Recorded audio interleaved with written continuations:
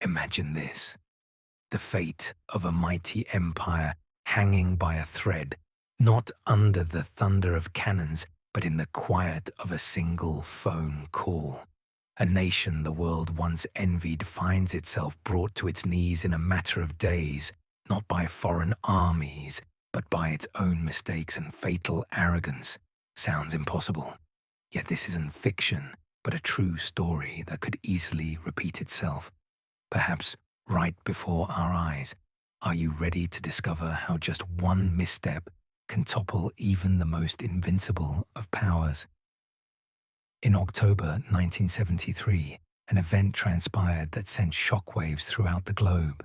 The leading superpower of the modern age, an empire that once commanded vast finances and unrivaled influence across continents, was rendered vulnerable in a matter of days.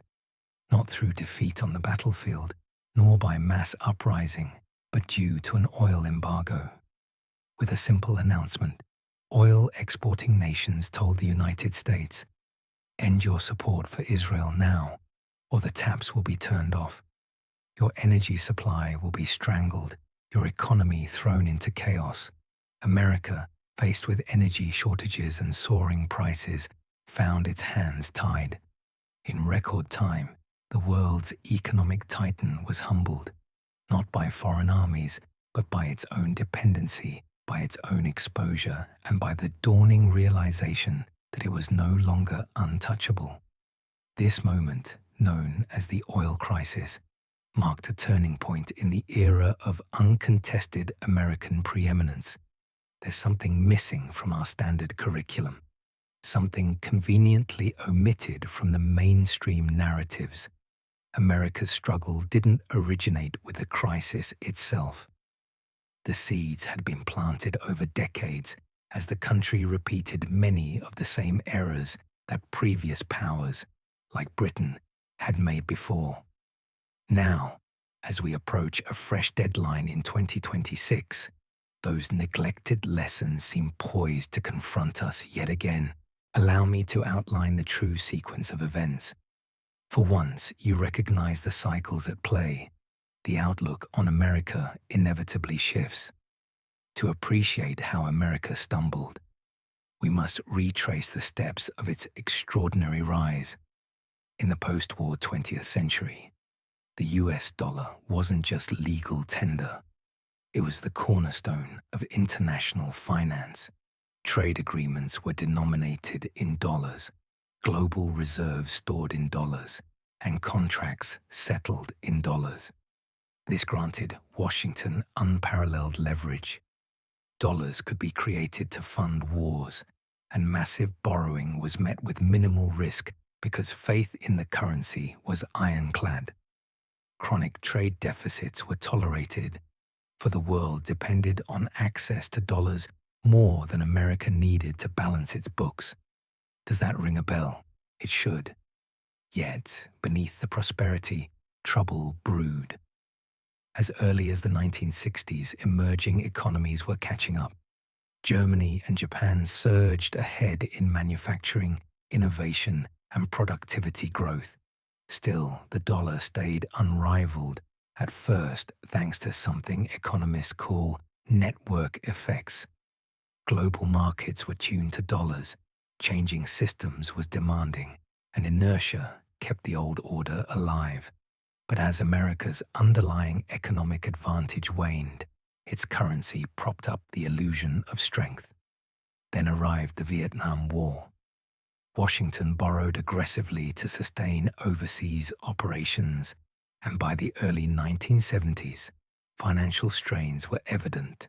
America shifted from a world creditor to a debtor nation, owing immense sums, especially to European lenders. Instead of acknowledging changing circumstances and downsizing ambitions, the government doubled down. In 1971, President Nixon made the fateful decision to abandon the gold standard, effectively removing any anchor to the dollar's value.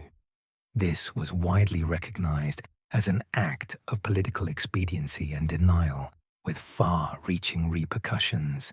To keep the dollar artificially valuable, Interest rates needed to be high, which squeezed out growth and pushed up unemployment.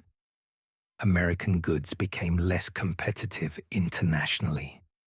Simultaneously, the state continued to overspend, maintaining a sprawling military posture, initiating costly new programs, and consistently borrowing more.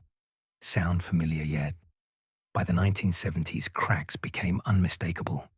The OPEC embargo dealt a critical blow. Oil became a weapon, and speculators, sensing vulnerability, began to offload dollars. America's debts were mounting, income stagnated, and the confidence sustaining the dollar wavered.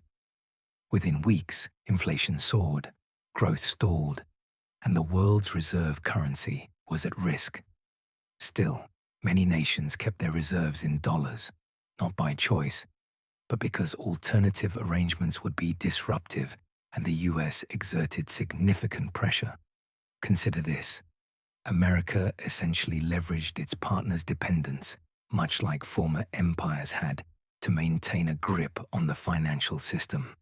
The so-called petrodollar arrangement, whereby oil sales were locked to dollars, put the global economy on a dollar leash.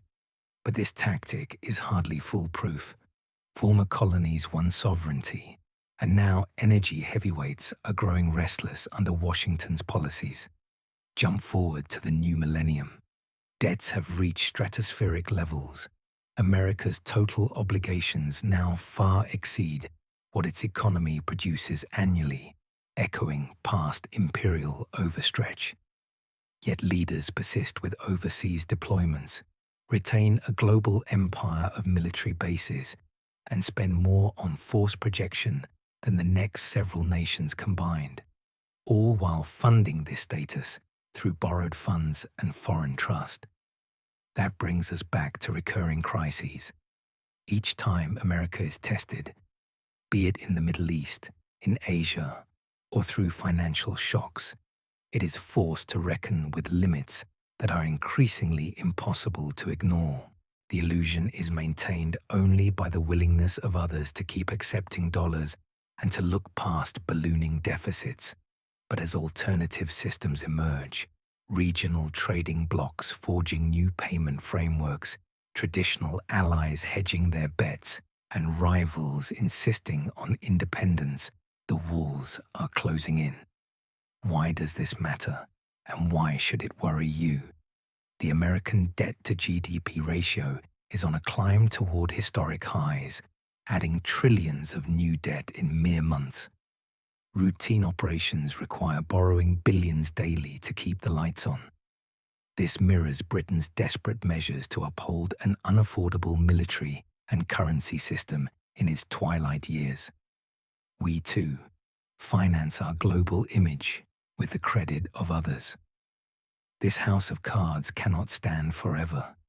China's and Russia's trade now increasingly bypasses the dollar. Other countries grow uneasy, preparing for a world where the dollar is not supreme. America's inability to accept a changed reality, its leaders still act as if it's the 1980s, its citizens believe in economic exceptionalism, may cost us dearly.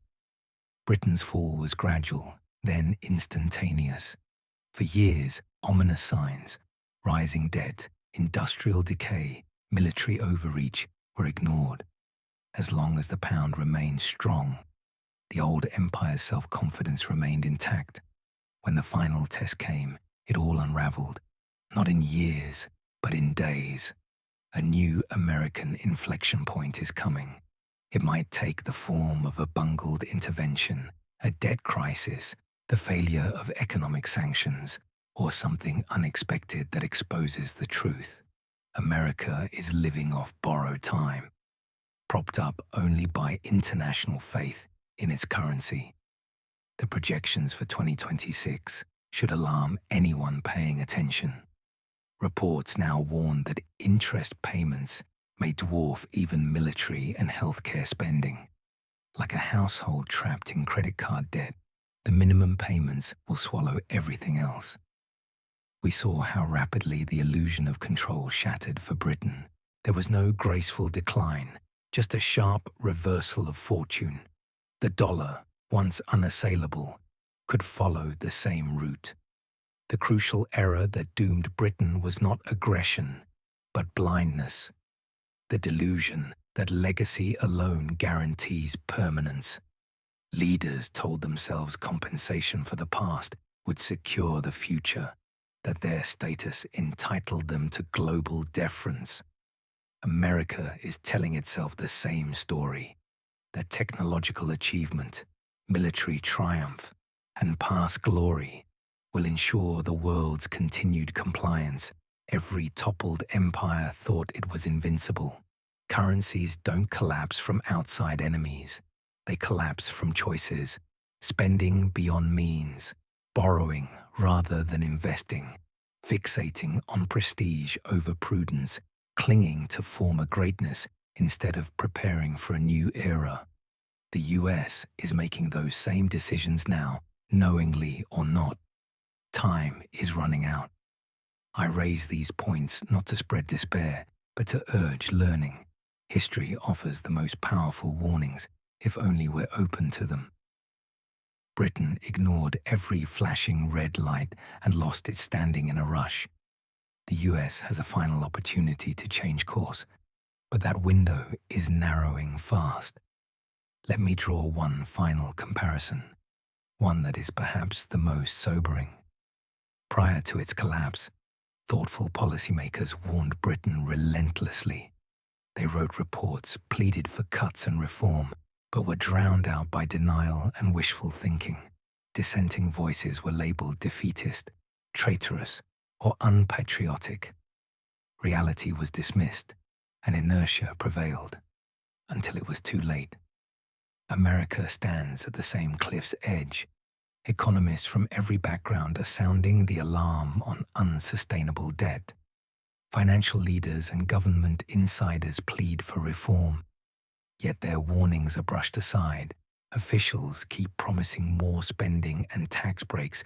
Voters expect endless benefits at no cost, and any suggestion of restraint is met with derision. Just as Britain destroyed its economy defending an outdated exchange rate, America insists on maintaining a standard of living untethered from economic reality, importing more than it exports, consuming more than it produces, financing the present with loans from the future, and assuring itself that this time is different. When a leading currency topples, it's not abstract theory, it devastates lives.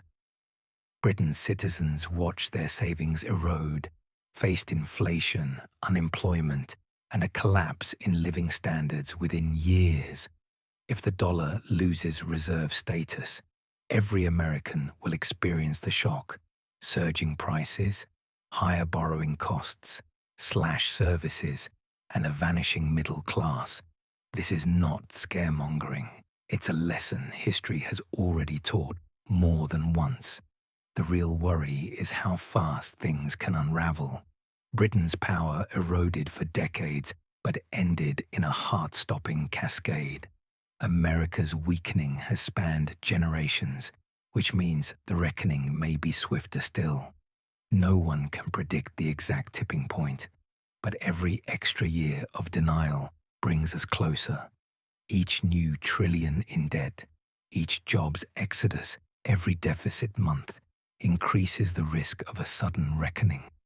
The issue is not whether America will have its moment of truth, but if it will be ready. Will we have the resilience and resources to manage, or will we be caught like Britain, helpless as reality overturns decades of denial? What should you do? First, realize that government safety nets will not be there for everyone. In the last reckoning, only those who diversified, acquired skills, and built savings came through intact. The rest were left behind. Second, watch for warning signs: waning global demand for dollars, foreign contracts in alternative currencies, debt service overtaking critical expenses.